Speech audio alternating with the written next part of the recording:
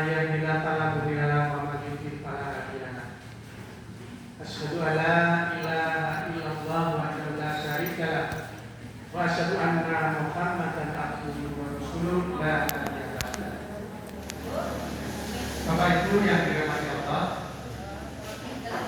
marilah sebelum kajian dimulai kita buka dulu dengan membaca basmalah bersama-sama. Bismillahirrahmanirrahim. Yang pertama tentunya kita selalu memanjatkan puji syukur kita kepada Allah Subhanahu wa taala, karena hanya berkat Allah lah maka seluruh nikmat yang kita punyai, nikmat yang kita rasakan itu tidak lain hanyalah karena Allah Subhanahu wa taala. Nikmat yang tidak bisa kita balas dengan apapun, karena saking banyaknya nikmat Allah yang sudah diberikan kepada kita semua. Yang kedua tentunya sholawat dan salam kita sampaikan kepada junjungan kita Nabi besar Muhammad Sallallahu Alaihi Wasallam beserta keluarga, sahabat dan umatnya hingga akhir zaman nanti. Yang tentunya semoga kita mengharapkan kesamaan dari beliau dan juga istiqomah dalam menjalankan sunnah-sunnah beliau. Bapak Ibu yang dirahmati Allah, mungkin sudah banyak sekali para ustadz, kiai yang memberikan tausiah, karena ini sudah separuh perjalanan, ini lebih ya, 17. Separuh perjalanan lebih kita sudah lalui. Tentunya kalau kita setiap hari datang ke masjid, maka kita akan selalu mendapat pelajaran atau tausiah dari para ulama, kiai, ustaz kita, minimal sehari 3 kali. Untuk setelah subuh, untuk setelah sholat isya dan menjelang sholat maghrib. Itu banyak ilmu yang sudah kita dapat. Namun apa yang paling penting dari semua ilmu yang kita dapat yaitu kita bisa mengimplementasikannya. Kita bisa menerapkan ilmu-ilmu tadi dalam kehidupan kita sehari-hari. Bapak Ibu yang dirahmati Allah, salah satu ibadah yang wajib dilakukan di antaranya adalah sholat. Nah, di bulan suci Ramadan ini ibadah yang lainnya yang wajib juga adalah puasa. Puasa wajib yaitu puasa bulan Ramadan. Kalau selama di luar Ramadan itu puasa sunnah. Kalau Ramadan bulan suci ini, bulannya ini kita diwajibkan untuk berpuasa.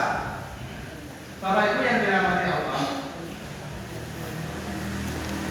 dari berbagai macam kewajiban ibadah itu kita tahu yang paling utama adalah sholat. Meskipun semuanya juga utama, tapi sholat itulah yang menjadikan ciri khas kita sebagai seorang Muslim. Bapak Ibu di bulan Ramadan ini puasa, tetapi kalau tidak sholat berarti tidak ada gunanya. Karena apa? Karena dalam Al-Quran sudah disebutkan bahwa ya ayyuhalladzina amanu, berarti semua orang Muslim yang beriman itu diwajibkan puasa. Jadi kalau tidak beriman berarti tidak puasa, atau tidak maksudnya tidak atau sia-sia rasanya. Yang utama adalah sholat dulu. Bapak Ibu memberikan zakat tidak ada gunanya. Karena apa? Yaitu tadi orang yang menjalankan ibadah puasa, zakat dan sebagainya itu adalah yang diwajibkan bagi orang yang beriman. Orang yang tidak sholat berarti tidak beriman. Karena dalam Islam itu orang beriman itu hanya iman kepada Allah Subhanahu wa Ta'ala. Kalau yang lain-lain, saudara-saudara kita di luar umat Islam, mereka juga beriman, tetapi imannya tidak kepada Allah Subhanahu wa Ta'ala, kepada Tuhan mereka sendiri. Ada yang Tuhannya itu lebih dari satu, ada yang banyak. Nah itu keyakinan mereka, iman mereka. Bukan itu yang dimaksud Allah orang-orang beriman, tapi beriman kepada Allah Subhanahu wa Ta'ala. Itu satu-satu iman hanya kepada Allah, bukan kepada yang lainnya. Bapak Ibu yang dirahmati Allah, sholat adalah yang agama. Artinya kalau Bapak Ibu tidak sholat, maka tidak ada agama. Artinya Bapak Ibu tidak beragama. Makanya disebutkan di sini bahwa sholat adalah tiang agama. Maka barang siapa yang mendirikan sholat, sungguh dia telah menegakkan agama Islam. Itu, dan barang siapa yang meninggalkan, maka sungguh dia telah merobohkan agama Islam. Ini diriwayatkan dalam sebuah hadis oleh Imam Baihaqi, ya. Penjelasan hadis ini adalah menegakkan sholat itu penting, ya, dalam Islam, karena ini adalah perintah langsung dari Allah Subhanahu wa Ta'ala. Jadi hanya satu yang langsung dari Allah, ibadah yang utama yang wajib, yaitu sholat, langsung dari Allah melalui Rasulullah. Jadi memang tidak main-main Islam ini. Jadi sebelum Bapak Ibu menjalankan ibadah yang lain, puasa, zakat, haji dan sebagainya, harus sholat dulu.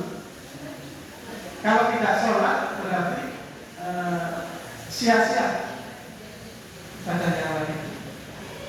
Kita tahu bahwa besok bila kita meninggal, pertama yang ditanyakan adalah sholat. Bagaimana sholatnya? Kalau sholatnya baik, lainnya mengikuti. Bapak Ibu yang dirahmati Allah, hadis yang terkait sholat lainnya adalah inti segala perkara adalah Islam dan tiangnya yang merupakan sholat. Jadi perjanjian antara kami dengan orang kafir adalah sholat. Jadi yang membedakan kita umat Muslim dengan orang lain adalah sholatnya, bukan yang lain-lain. Jadi kalau ada orang, kita melihat ada orang yang tidak sholat, berarti dia bukan Muslim. Pak, dia Islam KTP-nya, tapi kalau sudah meskipun KTP-nya Islam, dia dikenal dari kecil Islam, tapi tidak sholat, berarti dia sudah murtad. Kalau orang yang murtad itu berarti sudah kafir. Orang kafir, nah itu berarti sudah bukan saudara kita, karena memang itu sudah digariskan bahwa orang kafir itu akan di neraka abadi, ya. Ngeri ya. Neraka, kalau kita sejahat-jahatnya orang Muslim, ya, itu tetap nanti akan masuk surga. Tapi kalau orang kafir tidak bakalan, dia akan di neraka abadi, ya. Abadi itu selama-lamanya. Kalau kita sejahat apapun, ya,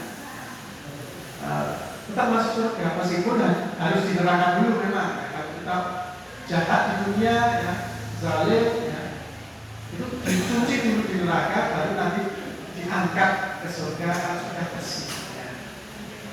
Jadi itu, jadi hati-hati, jangan sampai kita yang sudah berislam murtad, ya. Sudah murtad, kafir, sudah di neraka selama-lamanya, abadi. Bapak Ibu yang dirahmati Allah, ibadah sholat ini sebetulnya ringan, ya. Karena apa? Karena sebetulnya Allah itu dulu memerintahkan kita sholat itu sehari 50 kali, bayangkan Pak Ibu. Kalau 50 kali itu kan kita baru selesai bikin istirahatnya sholat pagi. 24 jam kalau dibagi 50 berapa? Kita punya. Bisa kita bayangkan ya. Mungkin tidak mampu lah kita menjalankan ibadah sholat yang diperintahkan Allah itu 50 kali sehari. Makanya Rasul menawar, sehingga tawaran yang terakhir yang mungkin dianggap mampu lah manusia menjalankan yaitu 5 kali sehari. 5 kali sehari. Itu sangat ringan, sangat ringan. Tapi meskipun demikian, masih saja ada beberapa saudara-saudara kita yang enggan atau malas untuk sholat yang 5 kali tadi. Berbagai macam alasan yang kadang-kadang itu tidak masuk akal, sampai malas dan sebagainya kan. Karena sebetulnya sangat ringan 5 kali. Yang wajib 5 kali. Nah, belum yang nanti sunnah. Kalau itu yang dirahmati Allah, kita sebagai seorang umat muslim harus yakin bahwa ada salah satu keyakinan yang itu tidak bisa kita pungkiri, tidak bisa ingkari, yaitu akan datangnya hari kiamat. Meskipun disebutkan juga bahwa di hari kiamat nanti manusia itu akan dimusnahkan kecuali orang yang beriman kepada Islam atau umat muslim yang meskipun imannya sedikit itu akan diselamatkan dengan dimatikan di neraka. Baru kiamat itu terjadi. Namun demikian meskipun seperti itu ada yang bilang berarti kita tidak merasakan kiamat. Bukan seperti itu. Hikmahnya adalah karena yang namanya kiamat itu tidak bisa ditentukan kapan. Meskipun ini prediksinya sudah dekat ya, tapi kita tidak tahu kapan. Maka kita harus ingat itu supaya kita banyak menjalankan ibadah, mengumpulkan pahala sebanyak-banyaknya sebelum terjadi datangnya kematian. Jadi kita tidak tahu ya kiamat itu kapan, tapi mungkin tanda-tandanya sudah bisa diprediksi. Bapak Ibu yang dirahmati Allah, iman kepada hari kiamat itu adalah rukun yang kelima ya. Nah, kiamat adalah hari yang pasti terjadi meskipun waktunya dirahasiakan oleh Allah. Nah, setiap muslim itu diwajibkan untuk mengimaninya, ya, mengamalkan serta meyakini bahwa hari kiamat pasti ada. Ini bukan mungkin ya, ini memang Allah sudah menyampaikan itu bahwa dunia seisinya ini awal sebenarnya akan musnah pada waktunya. Nah, berdasarkan buku Akidah Akhlak yang ditulis oleh Taufik Yilmansyah, iman kepada hari kiamat adalah meyakini dengan sepenuh hati bahwa hari kiamat ada dan pasti akan tiba. Nah, iman kepada hari kiamat dalam buku Iman, kiamat adalah hari yang pasti.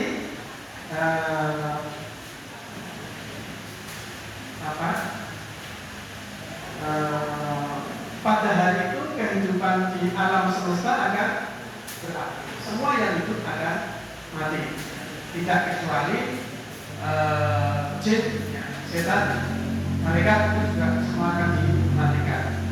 Nah, hari kiamat adalah peristiwa kehancuran total yang telah dijelaskan oleh Allah melalui firman-Nya, yaitu surat Ar-Rahman ayat 26-27. Semua yang ada di bumi itu akan binasa dan tetap kekal zat Tuhanmu yang mempunyai kebesaran dan kemuliaan. Bapak Ibu yang dirahmati Allah, hikmah dari keistimewaan beriman kepada hari kiamat yaitu banyak ya, dan keistimewaannya bagi umat Islam. Ya, keyakinan ini tidak hanya mengajarkan tentang kehidupan setelah kematian, tetapi juga memotivasi ya, umat manusia untuk senantiasa berbuat baik dan mempersiapkan diri menghadapi akhirat. Karena kiamat atau hari kematian ini tidak bisa dihindari. Umat manusia memang tidak bisa lari dari kematian. Dan memang kematian ini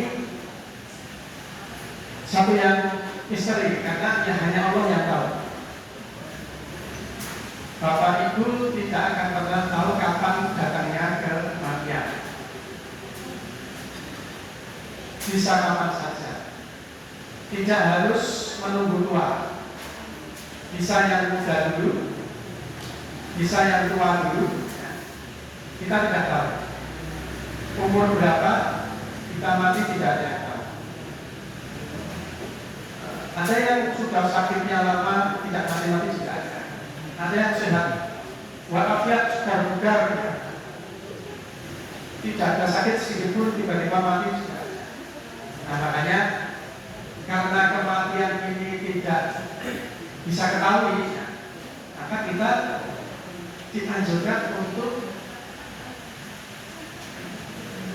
mencari pahala sebanyak-banyaknya untuk agar kita besok selamat.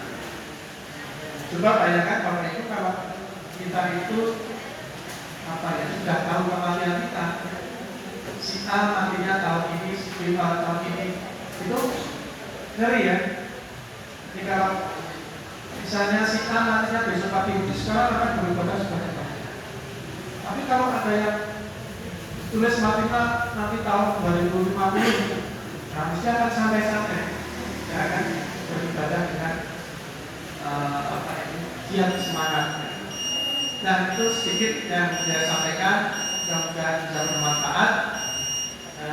Saya akhiri. Assalamualaikum warahmatullahi wabarakatuh.